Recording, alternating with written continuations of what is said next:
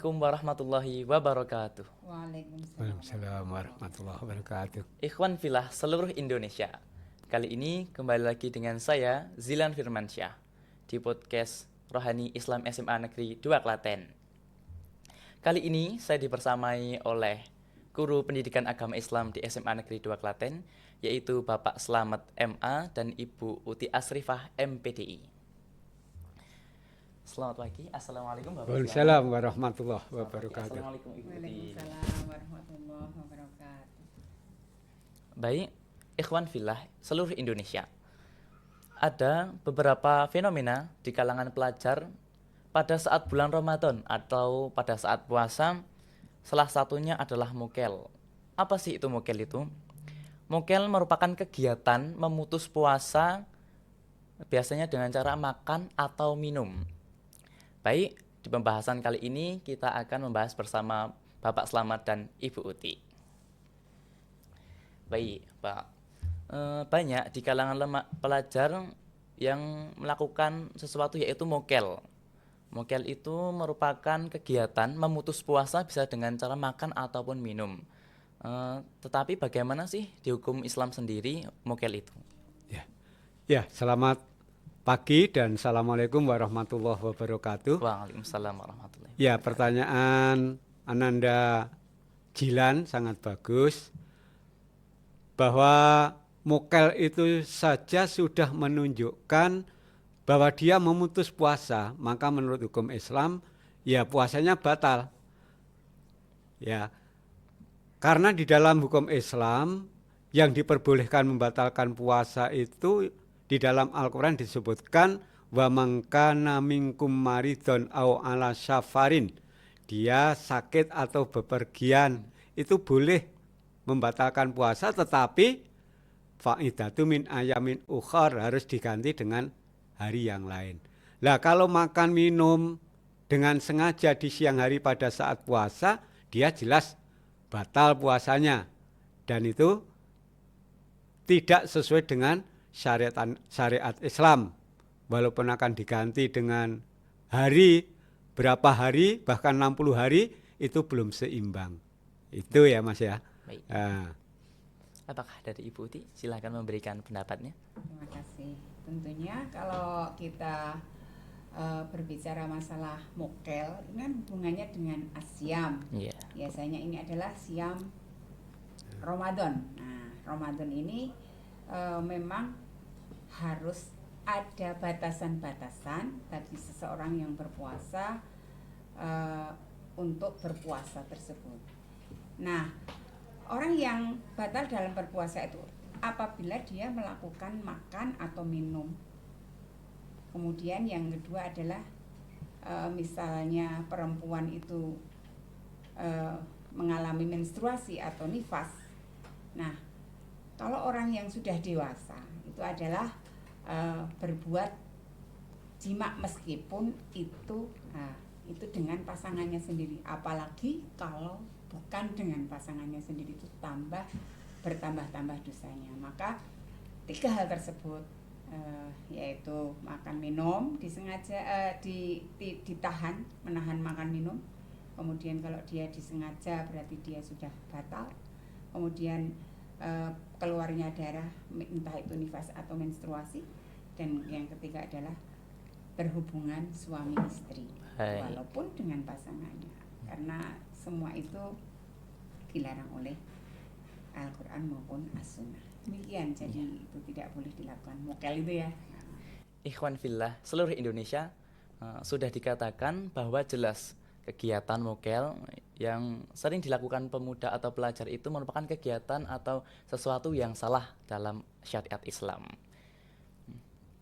Izin pertanyaan Ibu Uti untuk menyinggung hal-hal yang membatalkan puasa. Tetapi apakah ada suatu keperbolehan jika seseorang dalam kondisi tertentu untuk membatalkan puasa?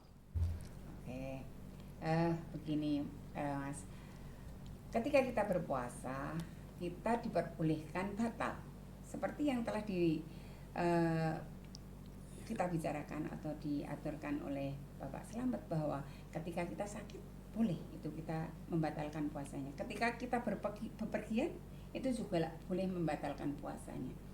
Tapi di lain itu, meski bagaimanapun itu kan dilarang. Apalagi yang berhubungan dengan sesuatu yang dibiasakan viral sekarang ini dengan mokel. Yang penting atau yang tertentu dari suatu puasa itu kan menghindarkan untuk bisa dia itu puasanya betul-betul diterima oleh Allah, itu kan harus menahan itu. Kalau yang namanya orang sudah dewasa tentunya agar tidak berhubungan suami istri ya harus menahan nafsu. Pun dengan kegiatan yang lain, nafsu itu harus ditahan betul-betul. Kalau tidak bisa menahan hawa nafsu, maka semuanya bubar puasanya. Bubar kenapa? Tidak mendapatkan apa-apa. Tidak mendapatkan pahala. Misalnya kita berpuasa sudah lapar dan sudah haus, tapi ternyata karena tidak menjaga hawa nafsunya, maka dia hilanglah pahalanya.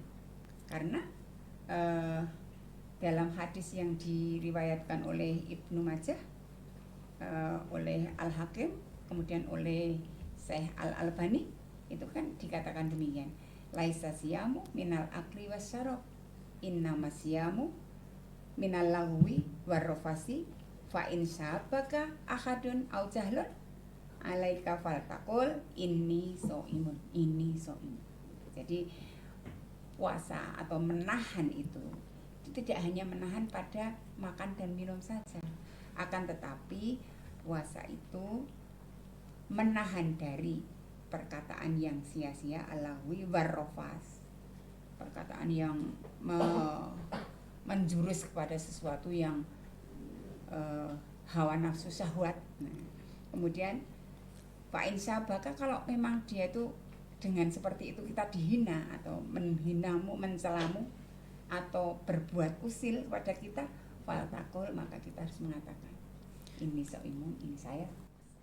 Berbicara Bu mengenai menjaga nafsu atau syahwat, sedangkan di fenomena kalangan remaja itu banyak yang melakukan pacaran.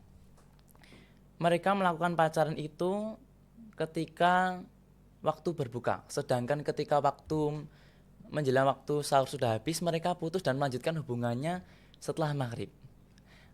Menurut hukum Islam sendiri bagaimana ya Bapak Slamet ini? Ya, bagus sekali Mas Dilan ya. Fenomena yang dihadapi oleh remaja sekarang berpacaran ataupun ya minimal ada ngobrol-ngobrol dengan teman yang lain jenis ya. Ya saya ingatkan bahwa di bulan puasa ini memang kita itu puasa hanya untuk Allah ya.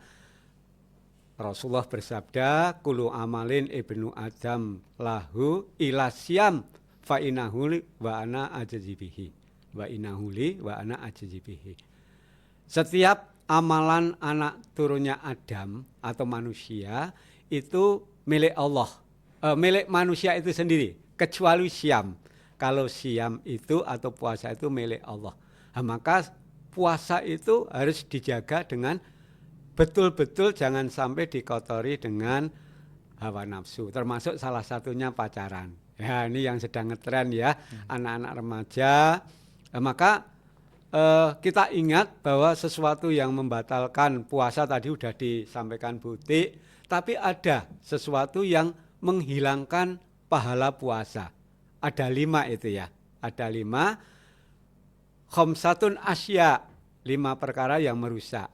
Al-ghibah wa namim, al-kadhib wal ghibah wa namimah yaminul ghamus an-nadru bisyahwatin.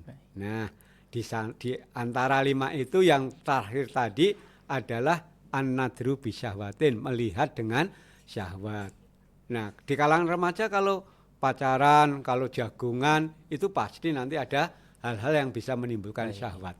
Nah, kalau pacaran ya itu tentu saja akan merusak pahala. Walaupun di program kalau malam pacaran, kalau siang putus, ya itu sama aja mengelabui Allah ya. Ya. Padahal Allah itu maha tahu, Allah itu maha mengerti, dan apa yang dilakukan hambanya itu Allah yang tahu. Lebih ketika puasa itu hanya untuk Allah.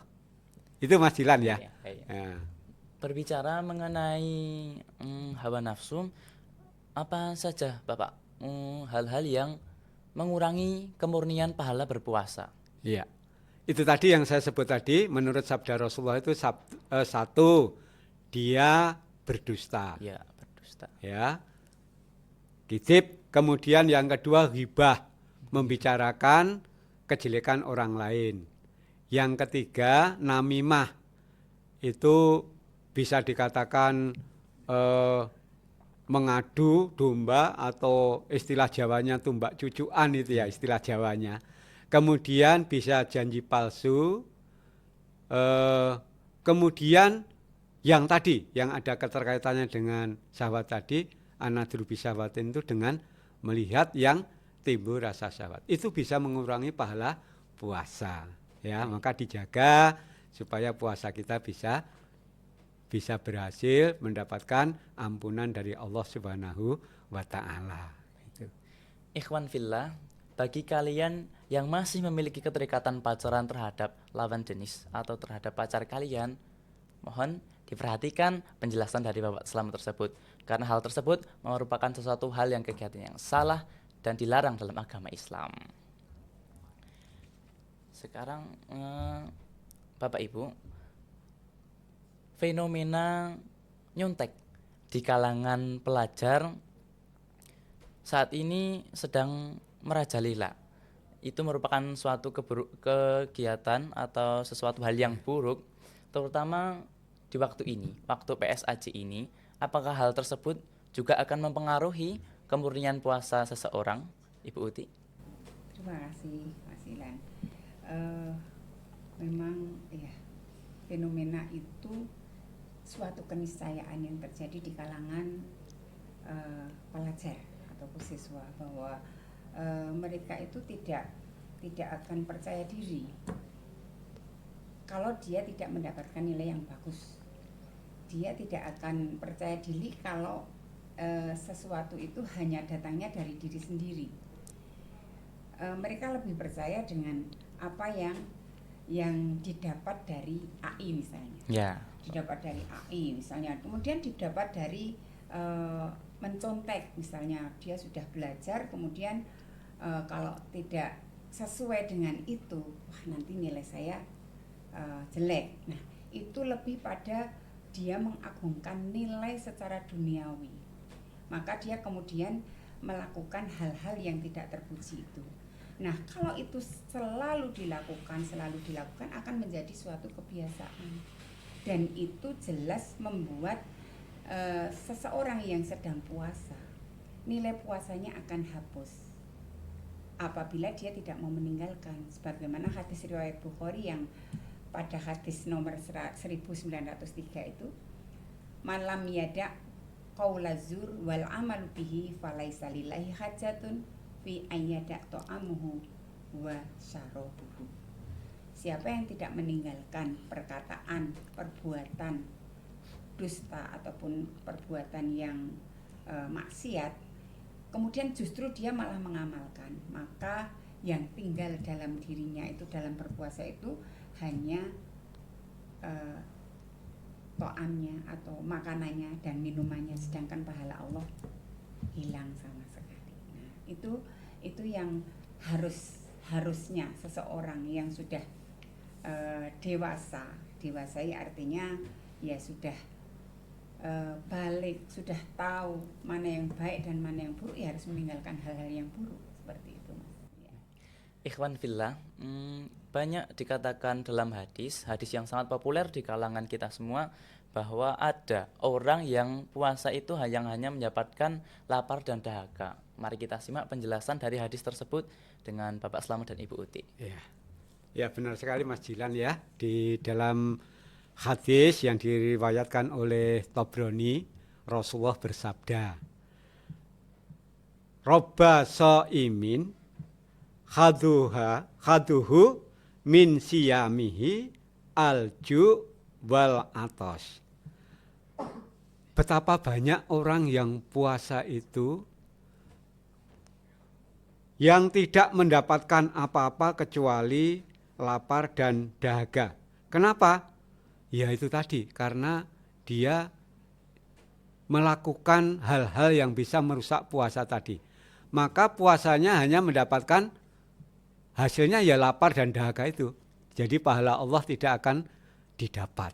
Maka hati-hati untuk menjalankan puasa itu, jangan sampai riba, jangan sampai kadhib tadi ya, yang saya sebut di buka tadi ya. Itu berdasarkan sabda Rasulullah yang diriwayatkan oleh At-Tabrani. Ya, itu nanti bisa difahami lagi supaya kita bisa berhati-hati gitu.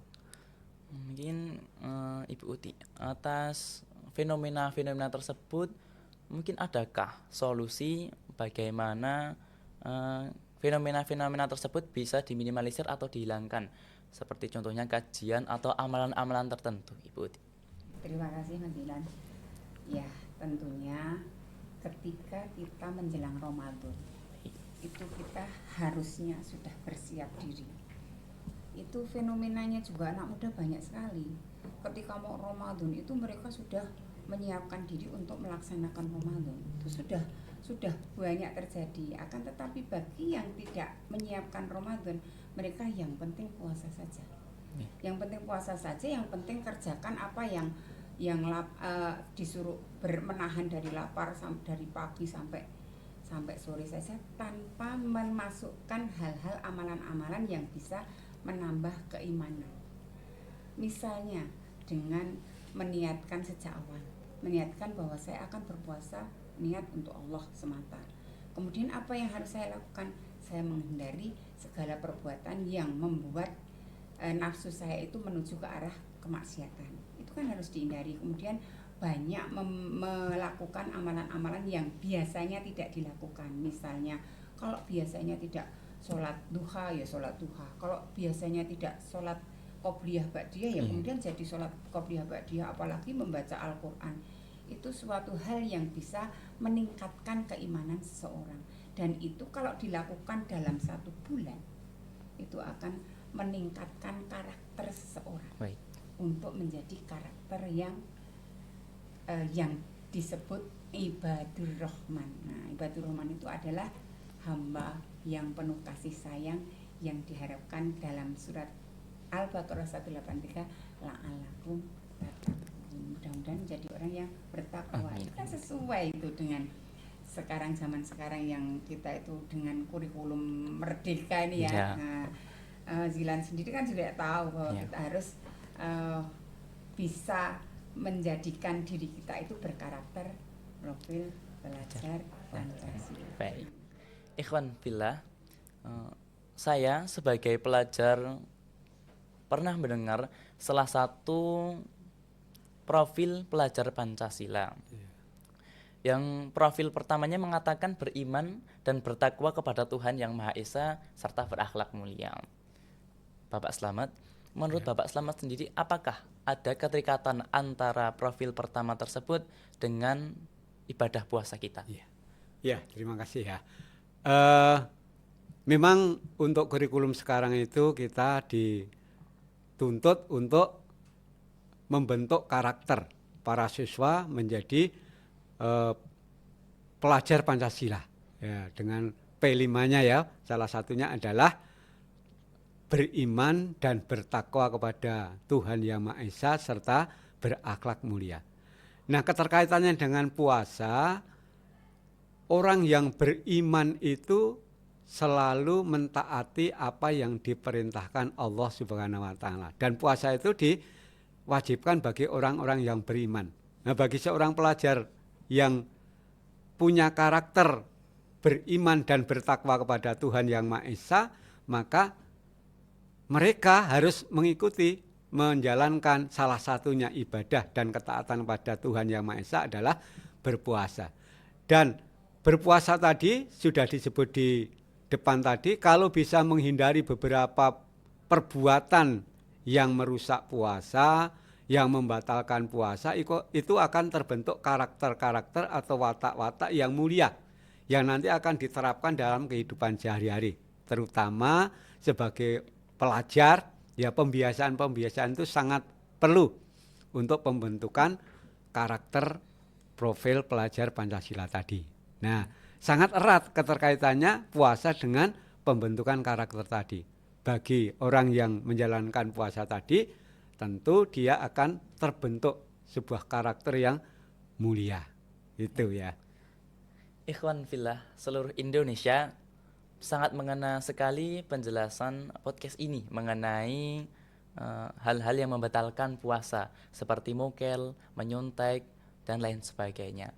Terima kasih kepada Bapak Slamet MA dan Ibu Uti MPDI yang telah hadir dalam podcast kali ini.